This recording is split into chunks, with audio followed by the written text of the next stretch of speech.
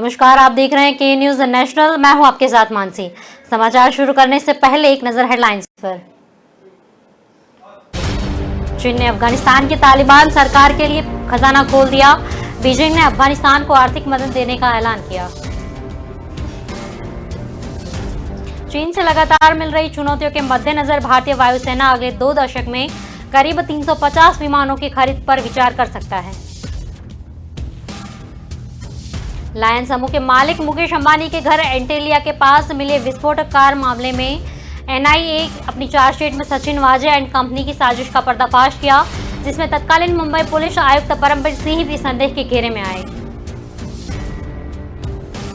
पश्चिम बंगाल की 3 विधानसभा सीटों में शमशेरगंज, जंगीपुर और भवानीपुर में 30 सितंबर को उपचुनाव। तालिबान के साथ मिलकर भारत की तबाही के ख्वाब देख रहा पाकिस्तान बहुत ही खतरनाक तरीके से परमाणु बम और मिसाइल बनाने में जुट गया। चीन ने अफगानिस्तान की तालिबान सरकार के लिए अपना खजाना खोल दिया। बीजिंग ने अफगानिस्तान को आर्थिक मदद देने का ऐलान किया।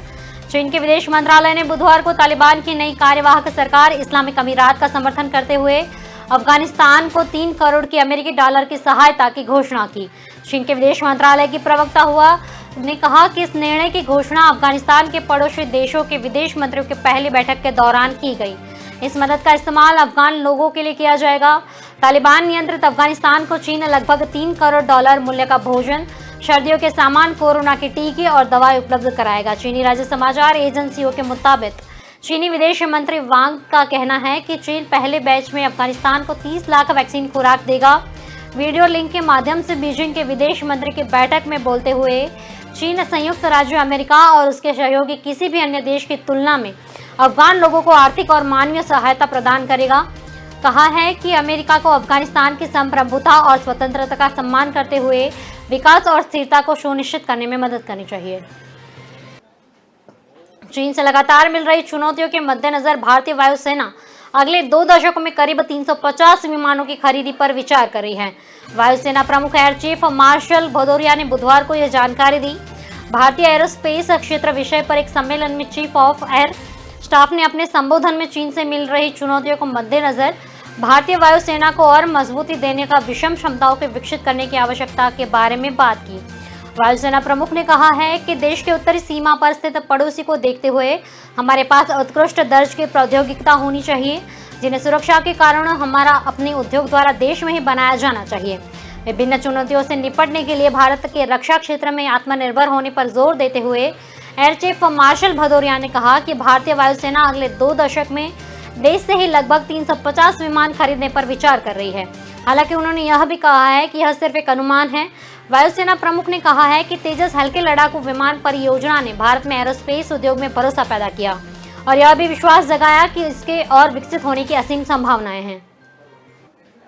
लायंस समूह के मालिक मुकेश अंबानी के घर एंटेलिया के पास मिली विस्फोटक कार मामले में राष्ट्रीय जांच एजेंसी ने अपनी चार्जशीट में सचिन वाजे एंड कंपनी की साजिश का पर्दाफाश किया, जिसमें तत्कालीन मुंबई पुलिस आयुक्त परमबीर सिंह भी संदेह के घेरे में आए। हालांकि आरोप पत्र में सीधे तौर पर उनका नाम नहीं लिखा, लेकिन एक साइबर एक्सपर्ट के हवाले से कहा गया है कि सिंह ने जैश उल हिंद की धमकी वाला फर्जी टेलीग्राम मैसेज बनाने के लिए साइबर एक्सपर्ट को 5 लाख रुपए दिए। इससे सवाल उठ रहे हैं कि क्या परमबीर सिंह जांच को गुमराह करना चाहते हैं। एनआईए ने एंटेलिया विस्फोटक कांड और कारोबारी मनसुख हिरेन हत्या के मामले में 10,000 पन्नों की चार्जशीट तैयार कर कोर्ट को सौंपी। साइबर एक्सपर्ट ने 5 अगस्त को एनआईए के समक्ष अपना बयान दर्ज कराया। उसने कहा कि 9 मार्च 2021 को एक प्रशिक्षण के सिलसिले में मुंबई पुलिस कार्यकाल गया था। उसी बैठक में उसने परमबीर सिंह को टेलीग्राम चैनल पर जैशे उल हिंद 27 फरवरी को जिम्मेदारी लेने वाली पोस्ट बताई थी। पुलिस के स्पेशल सेल का सहयोग किया गया है। इसके बाद परमबीर सिंह की एंटेलिया मामले में धमकी की जिम्मेदारी लेते हुए मैसेज टेलीग्राफ व जैशे उल हिंद के पेज पर दिखाई जाने वाले पोस्टर डालने के लिए कहा गया था। पश्चिम बंगाल की 3 विधानसभा सीटों शमशेरगंज, जंगीपुर और भवानीपुर में 30 सितंबर को उपचुनाव है। भवानीपुर में सीएम ममता बनर्जी लड़ेंगी। ममता नंदीग्राम में शुभेंदु अधिकारी से वोटों से हारी, इसलिए उन्हें सीएम बने रहने के लिए चुनाव जीतना जरूरी है। बीजेपी ममता के खिलाफ एडवोकेट प्रियंका टिब्रेवाल को उतार रही है। भाजपा के बड़े नेता ने बताया कि प्रियंका का नाम तय हो चुका, अब सिर्फ औपचारिकताएं बाकी है। भाजपा की पहली पसंद प्रियंका थी। पार्टी उतारना तो बड़ा चेहरा चाहती थी ताकि इस चुनाव को नंदीग्राम जैसा रंग दिया जा सके। पार्टी ने विधानसभा चुनाव के पहले भाजपा में शामिल हो चुके मिथुन चक्रवर्ती से संपर्क किया, लेकिन उन्होंने चुनाव लड़ने से इनकार किया। बीजेपी के कई बड़े नेताओं को जमानत जब्त होने का डर है। कांग्रेस ने ममता बनर्जी के खिलाफ कोई कैंडिडेट नहीं उतारने का निर्णय लिया। विधानसभा चुनाव कांग्रेस और लेफ्ट ने गठबंधन में लड़ा था। वहीं लेफ्ट ने एडवोकेट श्रीजी बिस्वास को कैंडिडेट बनाने का निर्णय लिया, लेकिन कांग्रेस गठबंधन में होने के बावजूद उनका प्रचार नहीं करेगी। एक्सपर्ट का कहना है कि सिर्फ भवानीपुर ही नहीं बल्कि शमशेरगंज और जंगीपुर सीटें भी टीएमसी की ही इतनी संभावना होगी। तालिबान के साथ मिलकर भारत की तबाही के ख्वाब देख रहा पाकिस्तान बहुत ही खतरनाक तरीके से परमाणु बम और मिसाइलें बनाने में जुट गया। बुलेटिन ऑफ ऑटोमेटिक साइंटिस्ट की रिपोर्ट के मुताबिक तो पाकिस्तान अगर इस तेजी से परिणाम बम बनाता है तो वर्ष 2025 तक उसके पास 200 के करीब एटम बम हो जाएंगे। भारत के सबसे पास अभी करीब 165 परमाणु हथियार है। यही नहीं, इन परमाणु बमों को गिराने के लिए पाकिस्तान अपनी मिसाइल और हवाई ताकत में लगातार इजाफा कर रहा है। परमाणु वैज्ञानिकों की टीम ने सैटेलाइट तस्वीरों की मदद से पाकिस्तानी सेना के ठिकाने और एयरफोर्स के अड्डों की जांच की। इसमें साफ नजर आ रहा है कि जनरल कमर बाजवा की सेना नए लॉन्चर और सुविधाएं बना रही है जो कि इस परमाणु फोर्स से जुड़ी हो सकती है। अमेरिका की खुफिया एजेंसी के डायरेक्टर ने अप्रैल में अमेरिका कॉन्फ्रेंस के सामने बयान दिया था जो उसकी परमाणु बम को गिराने की ताकत बढ़ा देगा। करनाल में लघु सचिवालय पर किसानों का धरना तीसरे दिन भी जारी रहा। धरना स्थल पर 1000 से ज्यादा लोग किसान डटे हुए हैं और लोगों के आने का सिलसिला लगातार जारी है। प्रशासन ने नजर रखने के लिए धरना स्थल के चारों ओर सीसीटीवी कैमरे लगाए, जिससे अंदर बैठकर ही सभी गतिविधियों पर नजर रखी जा रही है। वहीं इंटरनेट और एसएमएस सेवा गुरुवार रात 12 बजे तक बंद कर दी गई। आम लोगों के कामों के लिए गुरुवार को सचिवालय के सभी कार्यालयों को खोला गया। प्रवेश के लिए वकीलों की चैम्बर की तरफ वाला रास्ता खुला है। किसानों के धरने के कारण अपने काम के लिए लोगों को आना जाना कम दिख रहा है। वहीं किसानों ने अपने धरने को सड़क की एक लेन में शिफ्ट कर दिया। सड़क की दूसरी लेन आने जाने के रास्ते खोल दिए गए हैं। इससे पहले बुधवार को किसान नेताओं और पुलिस प्रशासनिक अफसरों के बीच सहमति न बन पाने के कारण 3.25 घंटे चली वार्ता विफल हो गई और हर टुकड़ी से बातचीत की। उन्होंने खाने पीने और रुकने के दौरान हर प्रकार की व्यवस्था को जाना। उन्होंने कहा कि सभी पुलिसकर्मी संयम के साथ ड्यूटी पर जुटे। इस तरह की उचित व्यवस्थाएं अभी की गई हैं। राष्ट्रपति रामनाथ कोविंद 5 दिन के लिए हिमाचल प्रवास पर आ रहे हैं। उनके शिमला आने को लेकर प्लान तैयार हो चुका है। वहीं राष्ट्रपति निवास में तैनात कर्मचारियों और RT-PCR टेस्ट करवाया जाएगा। राष्ट्रपति के यहाँ पहुंचने से 24 घंटे पहले इन कर्मचारियों का कोविड टेस्ट कराया जाएगा। राष्ट्रपति 16 दिन से 20 सितंबर तक शिमला के प्रवास पर रहेंगे। उनके साथ उनकी पत्नी और करीब 20 रिश्तेदारों के आने की संभावना है। इसको देखते हुए सरकार तैयारी में जुटी है। किसी तरह की कोई कमी राष्ट्रपति और उनके मेहमानों की खातिरदारी में न रह जाए, इसको लेकर लगातार बैठक की जा रही है। जिला प्रशासन यह भी देख रहा है कि रीट्वीट में कितने कर्मचारियों की वैक्सीन दोनों डोज लग चुकी है। सचिवालय में इस संबंध में प्रशासन सचिव देवेश कुमार की अध्यक्षता में बैठकों का दौर जारी रखा। इससे पहले मुख्य सचिव राव सुभागश्री और देवेश कुमार दोनों रीट्वीट का दौरा करने की तैयारी का जायजा ले रहे थे। प्रदेश में कोरोना संक्रमण के बढ़ते मामलों को देखकर सरकार ने जरूरी निर्देश जारी किए। इसके अलावा राष्ट्रपति और उनके स्वजनों के लिए भोजन पकाने के लिए दिल्ली राष्ट्रपति भवन से ही लोग आएंगे। राष्ट्रपति भवन से प्रशासनिक अधिकारियों और कर्मचारियों की एक टीम साथ में आएगी। प्रधानमंत्री नरेंद्र मोदी ने टोक्यो पैरा ओलंपिक में मेडल विजेताओं से अपने निवास पर मुलाकात की। भारत ने इस साल टोक्यो में इतिहास रचते हुए सबसे ज्यादा 19 मेडल जीते, जिनमें 5 गोल्ड मेडल भी शामिल थे। टोक्यो से पहले 2016 रियो ओलंपिक में भारत ने 2 गोल्ड मेडल सहित 4 मेडल जीते। भारतीय टीम पैरा ओलंपिक में भाग लेने जा रही थी। 2016 रियो तक 11 पैरा ओलंपिक में भारत ने 12 मेडल जीते। पैरा ओलंपिक में जाने से पहले पीएम ने खिलाड़ियों से बात की। उसके बाद जब खिलाड़ियों ने पदक जीते तो पीएम ने न केवल सबको व्यक्तिगत तौर पर बधाई दी, बल्कि उनसे टोक्यो में फोन पर भी बातचीत की। प्रधानमंत्री ने बुधवार को टोक्यो में जीतने वाले पैरा ओलंपिक खिलाड़ियों को अपने घर पर मुलाकात की। 2016 रियो ओलंपिक में जेवलिन थ्रो में गोल्ड मेडल जीता। टोक्यो में उन्होंने सिल्वर मेडल जीता। 2003 पैरा ओलंपिक में मेडल जीतने वाले पहले भारतीय खिलाड़ी थे। ओलंपिक में बैडमिंटन खिलाड़ी पीवी सिंधु और कुश्ती में पहलवान सुशील कुमार 2 बार मेडल जीत के आए। प्रधानमंत्री ने नोएडा के डीएम सुहास एल यतिराज को बधाई दी। पैरा ओलंपिक या देश के लिए सबसे मान्यता मेडल माना जाता है। फिलहाल रुकते हैं एक छोटे से ब्रेक के लिए, तब तक जुड़े रहिए के न्यूज़ नेशनल के साथ।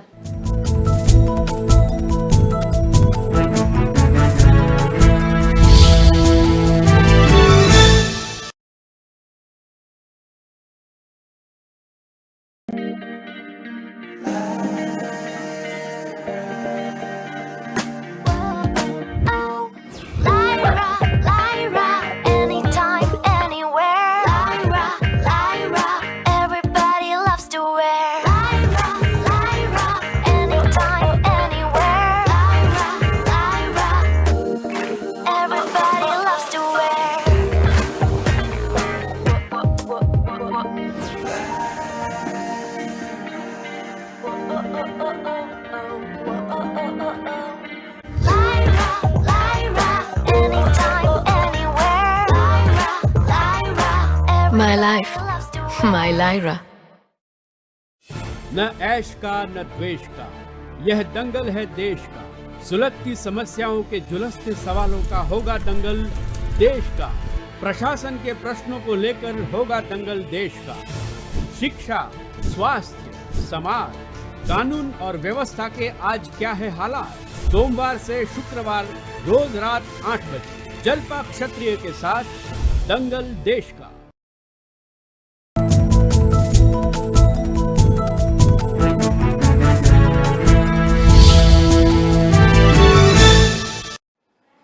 ब्रेक के बाद आपका स्वागत है। तो देखते हैं आगे की खबरें। अफगानिस्तान पर खूनी कब्जा करने के बाद पाई पाई के लिए तरस रहे तालिबान ने काले धन को सफेद करने वाली हाजी मोहम्मद इंदारिस को देश के सेंट्रल बैंक अफगानिस्तान बैंक का मुखिया नियुक्त किया। तालिबानी आतंकियों ने इस नियुक्ति के जरिए देश के बैंकों को आश्वासन दिया कि वे पूरी तरह से संचालित वित्तीय व्यवस्था चाहते हैं। इस बीच हाजी मोहम्मद इंदारिस की एक तस्वीर सोशल मीडिया में वायरल हो रही है, जिसमें वह एक तरफ लैपटॉप के जरिए शीर्ष बैंकों की कमान संभाले नजर आ रहे हैं, वहीं दूसरी ओर उनकी टेबल पर AK-47 जैसी राइफल रखी है। हालांकि तालिबान ने अभी तक यह नहीं बताया कि पैसे की आपूर्ति का इंतजाम कैसे होगा। पिछले दिनों तालिबान के प्रवक्ता ज़बीहुल्लाह मुजाहिदीन ने इदरिस की नियुक्ति का ऐलान किया। ज़बीहुल्लाह ने बताया कि इदरिस देश के शीर्ष बैंकों के कार्यकारी चीफ होंगे। उसने कहा कि इदरिस सरकारी संस्थानों को संगठित करेंगे, बैंकिंग से जुड़े मुद्दों को सुलझाएंगे और लोगों की समस्या कम करेंगे। शरद पवार ने गुरुवार को महाराष्ट्र के मुख्यमंत्री उद्धव ठाकरे से उनके सरकारी आवास पर पहुंचकर मुलाकात की, जहां उनके राज्य सरकार से जुड़े विभिन्न मुद्दों पर चर्चा करने की उम्मीद है। बता दें कि भ्रष्टाचार के आरोपों में एनसीपी नेताओं के खिलाफ सीबीआई और प्रवर्तन निर्देशालयों की कार्यवाही के बीच दोनों नेताओं के बीच हुई इस बैठक को अहम माना जा रहा है। ईडी ने हाल ही में अनिल देशमुख के खिलाफ दर्ज मनी लॉन्ड्रिंग मामले में पूछताछ के लिए शिवसेना नेता और महाराष्ट्र के मंत्री अनिल परब को तलब किया। एनसीपी के एक पदाधिकारी ने और भी जानकारी देते हुए कहा कि इन बिंदुओं के साथ दोनों नेता राज्य विधान परिषद राज्यपाल कोटे से 12 नामों के नामांकन के मुद्दे पर चर्चा करेंगे। 12 नामों को मंजूरी देने के लिए उनकी मंजूरी मांगी थी। पदाधिकारियों से कहा गया था कि बैठक में स्थानीय निकाय में ओबीसी आरक्षण बहाल करने की मांग और राज्य के मराठवाड़ा क्षेत्र में हाल ही में कहर बरपा रही भारी बारिश पर चर्चा हो सकती है।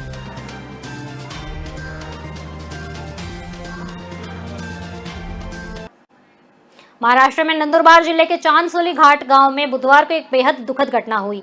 यहां बारिश और भूस्खलन से बंद पड़े रास्तों के कारण एक बुजुर्ग को अपनी पत्नी को कंधे पर लादकर पैदल ही हॉस्पिटल के लिए रवाना होना पड़ा। वे 4 किलोमीटर तक गए भी, लेकिन पत्नी ने रास्ते में ही दम तोड़ दिया। बताया जाता है कि 70 साल के अदल्या पाडवी की 65 साल की पत्नी सिदलीबाई की तबीयत बहुत खराब हो गई थी। उन्हें तेज बुखार था।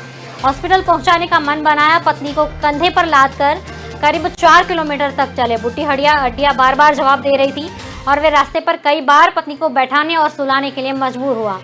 हॉस्पिटल पहुंचने के बाद डॉक्टर ने उसकी पत्नी को मृत घोषित किया। डॉक्टर ने बताया कि तेज बुखार होने के कारण महिला ने रास्ते में ही दम तोड़ दिया।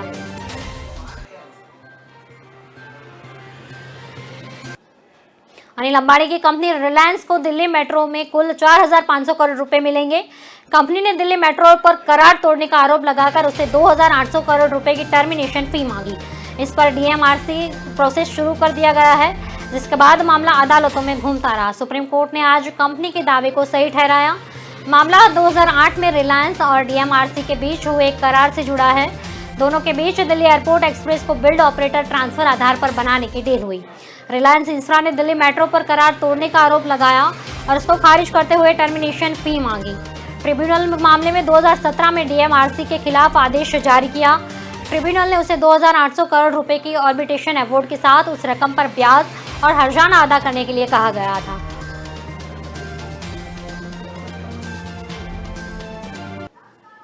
अफगानिस्तान में मौजूदा हालत बेहद खराब है। अफगानिस्तान में तालिबान की सरकार आने के बाद से हालात बदले हैं। अमेरिका में 9/11 की 20वीं बरसी से पहले अमेरिका की ओर से एक बड़ी आशंका जताई गई।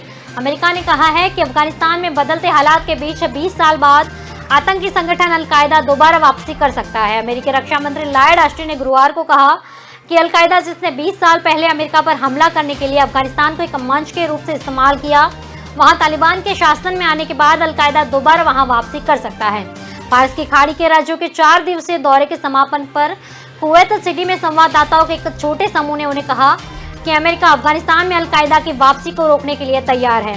भविष्य में अलकायदा द्वारा अफगानिस्तान को एक मंच के रूप में उपयोग करने की संभावना का जिक्र करते हुए अमेरिकी रक्षा मंत्री लॉयड ऑस्टिन ने आगे कहा कि तालिबान को कहना चाहते हैं कि हम उम्मीद करते हैं कि वे ऐसा नहीं होने देंगे।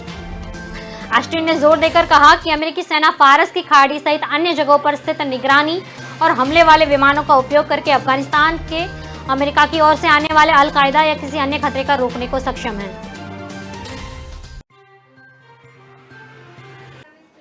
बॉम्बे हाईकोर्ट ने एक्ट्रेस कंगना रनौत और उसकी याचिका को खारिज कर दिया, जिसमें उन्होंने गीतकार जावेद अख्तर के और दर्ज करवाए गए आपराधिक मानहानि केस को रद्द करने की मांग की थी।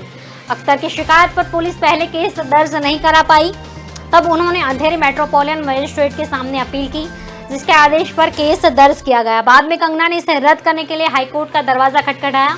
इस मामले में एक्ट्रेस को मार्च 2020 को जमानत मिली। उस दौरान उन्होंने मामले में जारी जमानती वारंट को रद्द करने के लिए अदालत का रुख किया। यह वारंट सुनवाई के दौरान अदालत में पेश नहीं होने के बाद एक्ट्रेस के खिलाफ जारी हुआ। एक इंटरनेट वेबसाइट के मुताबिक कंगना ने कहा था कि जावेद अख्तर ने उन्हें घर बुलाकर धमकी दी। कंगना के मुताबिक अख्तर ने कहा था कि राकेश रोशन और उनका परिवार बहुत बड़े लोग हैं। इससे पहले कंगना की बहन रंगोली चंदेल भी सोशल मीडिया के जरिए दावा कर चुकी है। उन्होंने लिखा था कि जावेद अख्तर जी ने कंगना को घर बुलाया और धमकी दी कि वे ऋत्विक रोशन से माफी मांग ले। महेश भट्ट ने कंगना पर चप्पल फेंकी थी क्योंकि उसने भट्ट की फैमिली में सुसाइड बॉम्बर की भूमिका निभाने से इनकार कर दिया। वे प्रधानमंत्री को फांसीवादी कहते हैं।